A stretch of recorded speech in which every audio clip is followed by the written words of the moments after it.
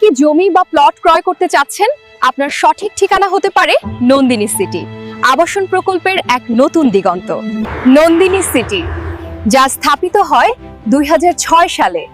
আমাদের প্রজেক্টের ঠিকানা হেমায়েতপুর থেকে মাত্র 3 কিলোমিটার পশ্চিমে, যেখানে যোগাযোগ ব্যবস্থা আর বসতি ইতিমধ্যেই গড়ে উঠেছে।